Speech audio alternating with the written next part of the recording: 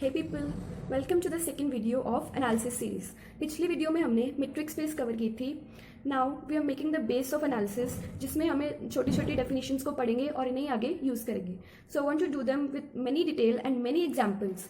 Video ज़्यादा बड़ी ना हो जाए, इसीलिए मैंने आज की वीडियो के लिए सिर्फ दो ही टॉपिक उठाए हैं, that is neighbourhood and open sets. बाकी closed sets, limit points, connected set, compact set upcoming videos में कर लेंगे हम। सो स्टार्ट करते हैं नेबरहुड ऑफ अ पॉइंट की डेफिनेशन से। जो नेबरहुड वाला टॉपिक है वो लिमिट की वीडियो में थोड़ी सी इंट्रोडक्शन मैंने दे दी थी, लेकिन अब मैं इसे मैट्रिक्स स्पेस के साथ लिंक करूंगी। तो नेबरहुड का वैसे लिटरल मीनिंग है कि पास पास का सब कुछ, जैसे neighbourhood of a home, neighbourhood of a city. So ऐसे ही we had a metric space. Metric space क्या था? एक सेट और एक फंक्शन का कलेक्शन था। तो उस जो मैट्रिक्स स्पेस का सेट था वो नॉन एम्प्टी सेट था, रिकॉल दैट। उस नॉन एम्प्टी सेट में से एक पॉइंट पी उठाया मैट्रिक्स स्पेस एक्स डी में से। उस पॉइंट का नेबरहुड चेक करना है, पी पॉइंट का। तो पी पॉइंट का नेबरहुड क्या होगा? एक सेट ही होगा। Neighbourhood is a set. उस सेट में वो सारे पॉइंट्स होंगे जो पी पॉइंट्स के पास हैं। पास कैसे पता करेंगे हम? There should be some definition for near. तो हमने देखा कि जो मैट्रिक्स स्पेस में फंक्शन था डी, वो फंक्शन अप्लाई किया डी पी और क्यू पॉइंट के ऊपर, कोई भी आर्बिट्ररी पॉइंट क्यू पिक करके। अगर डी पी क्यू का आंसर आर से कम आ रहा है तो हम उस पॉइंट क्यू को नेबरहुड एन में फिट कर देंगे। आर को हमने एक सेट कर लिया रेडियस हर नेबरहुड के लिए।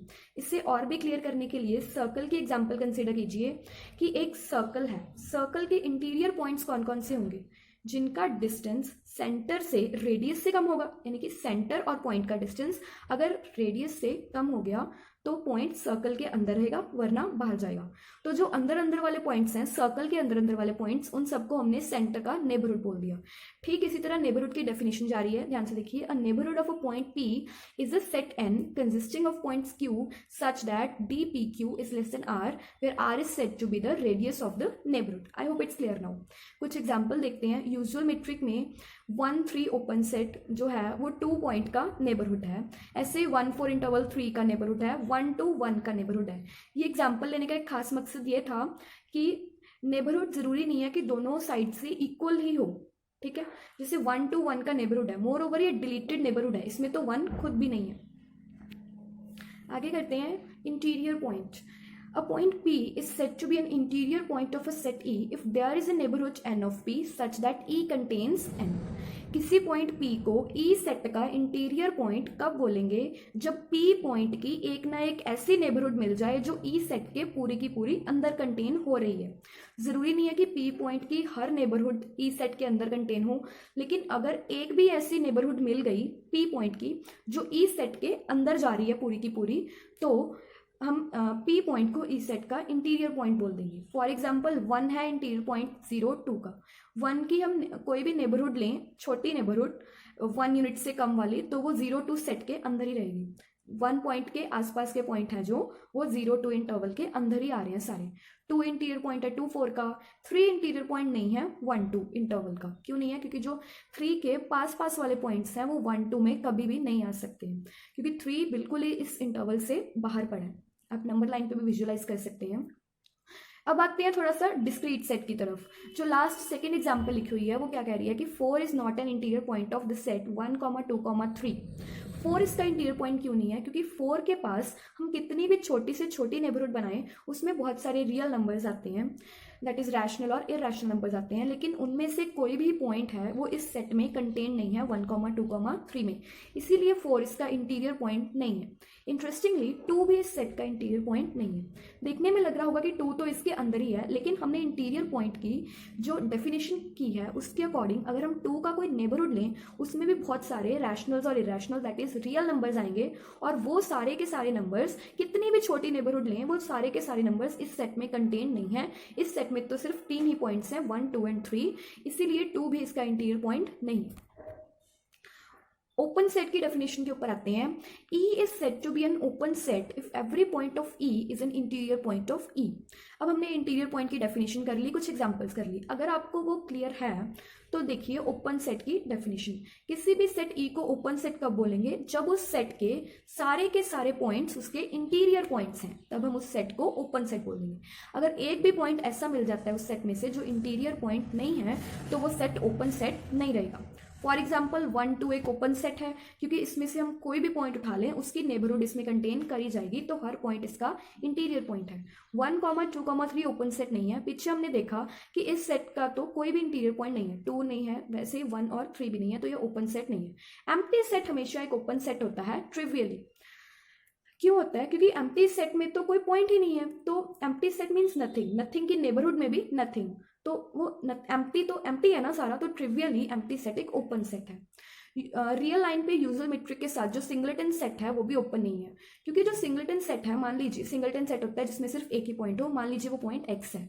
एक्स की कितनी भी छोटी से छोटी नेबरहुड लें, एटलीस्ट एक एक पॉइंट तो लेना ही पड़ेगा ना दोनों साइड, लेकिन इस सेट में तो सिर्फ एक्स ही है, तो कोई भी नेबरहुड इस सेट में कंटेन नहीं हो सकती। ये सेट एक ओपन सेट नहीं है। एक बहुत ही इंपॉर्टेंट बात जिसका हमें ध्यान रखना है कि जो सेट ओपन सेट नहीं है उसे हमें क्लोज्ड सेट नहीं बोलना है। क्लोज सेट का अपना क्राइटेरियन है, तो जो सेट ओपन है वो ठीक है ओपन, जो नहीं ओपन है उसे नॉट ओपन बोल देंगे, क्लोज कभी नहीं बोलेंगे। क्योंकि आगे हम ऐसे भी सेट्स देखेंगे जो ओपन भी हैं और क्लोज भी हैं, और जो ओपन भी नहीं है क्लोज भी नहीं है। वो बात अलग है कि कुछ ऐसे एग्जांपल्स आएंगी जहां पे जो सेट है वो ओपन नहीं होगा बट क्लोज होगा, बट हम जनरलाइज नहीं करेंगे कभी भी। ओपन सेट से रिलेटेड कुछ रिजल्ट्स देखते हैं। Every neighbourhood is an open set. Her neighbourhood एक ओपन सेट है। कैसे है? नेबरहुड में हम कोई भी पॉइंट उठा लें, वो है तो एक पॉइंट की नेबरहुड ही ना, तो उस पॉइंट की नेबरहुड अपने आप में ही कंटेन्ड है। जैसे एन नेबरहुड है एक पॉइंट पी की, तो एन पी है जो उसकी नेबरहुड एन है, एन अपने आप में कंटेन्ड है, तो पी इंटीरियर पॉइंट हो गया। सिमिलरली नेबरहुड में जितने भी पॉइंट्स हैं वो इंटीरियर पॉइंट्स होंगे। सिंस सभी पॉइंट्स इंटीरियर पॉइंट्स आ गए, तो हम कंक्लूड कर सकते हैं कि नेबरहुड एक ओपन सेट है, क्योंकि इसका हर पॉइंट इसका इंटीरियर पॉइंट है। अगली हमारे पास रिजल्ट है कि finite intersection of open set is open. Finite intersection का क्या मीनिंग है कि finite number of open sets लिए, यानी कि 1 2 3 4 या फिर 100 या फिर 1000, लेकिन फाइनाइट होना चाहिए, हमें पता होना चाहिए कि कितने हैं। उन सभी वो सभी सेट्स ओपन होने चाहिए, और अगर हम उसकी इंटरसेक्शन लेंगे वो हमेशा एक ओपन सेट्स आएगी। फॉर एग्जाम्पल 1 2 1 3 0 2 ये सभी ओपन सेट्स हैं, इनकी इंटरसेक्शन लेंगे तो वो भी एक ओपन सेट आएगा। लेकिन ये सिर्फ फाइनाइट के लिए ट्रू है, इनफाइनाइट के लिए कभी भी ट्रू नहीं होगा। I mean there are many examples जिनमें ये ट्रू नहीं है, तो हम जनरली बोल देंगे कि इनफाइनाइट के लिए ट्रू नहीं है। ये भी हो सकता है कि किसी एग्जाम्पल के लिए ट्रू हो, लेकिन सभी इनफाइनाइट के लिए ट्रू नहीं है। इसलिए हम यही बोलेंगे कि finite intersection of open set is open, but infinite collection of open set need not to be open. For example -1 to n एक ओपन सेट है, ठीक है। अगर हम नेचुरल्स लें सारे, तो n को 1 पुट किया तो -1 to 1 बन गया, 2 पुट किया तो -1/2 to 1/2 बन गया, 3 पुट किया तो -1/3 1/3 बन गया।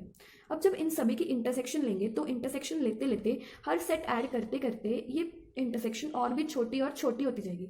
जब सारे infinite number of natural numbers ले लेंगे तो वो 0 बन जाएगा, सिंगलटन सेट, जो कि ओपन सेट नहीं है, हम पीछे पढ़ के आ चुके हैं। लेकिन यूनियन के केस में ऐसी कोई भी रिस्ट्रिक्शन नहीं है। हर यूनियन ओपन सेट्स का ओपन ही होगा, चाहे हम फाइनाइट यूनियन ले लें और चाहे इनफाइनाइट यूनियन ले लें। यहाँ पे एग्जाम्पल्स दी हुई हैं, ओपन सेट्स का यूनियन हमेशा ही ओपन रहेगा। So that's it for today's video. Next video में हम अपने लिमिट पॉइंट्स क्लोज सेट्स करेंगे और एनालिसिस की सीरीज को ऐसे ही कंटिन्यू रखेंगे। एनालिसिस की सीरीज को आगे कंटिन्यू करने के लिए आज की वीडियो पे एम रखते हैं 25 लाइक्स का। मेरी नेक्स्ट वीडियो रेडी है। जैसे एनालिसिस की इस वीडियो को 25 लाइक्स आ जाते हैं तो हम अगली वीडियो भी पोस्ट कर देंगे। तब तक के लिए हमारी कैलकुलस वाली सीरीज ऐसे ही कंटिन्यू रहेगी। आप डिस्क्रिप्शन बॉक्स में लिंक देख सकते हैं वीडियोज़ का। आप मुझे सपोर्ट कर सकते हैं इस चैनल को सब्सक्राइब करके और शेयर करके, ताकि ये वीडियोस सही ऑडियंस तक पहुंच पाएँ जिन्हें इसकी ज़रूरत है। Thanks for watching.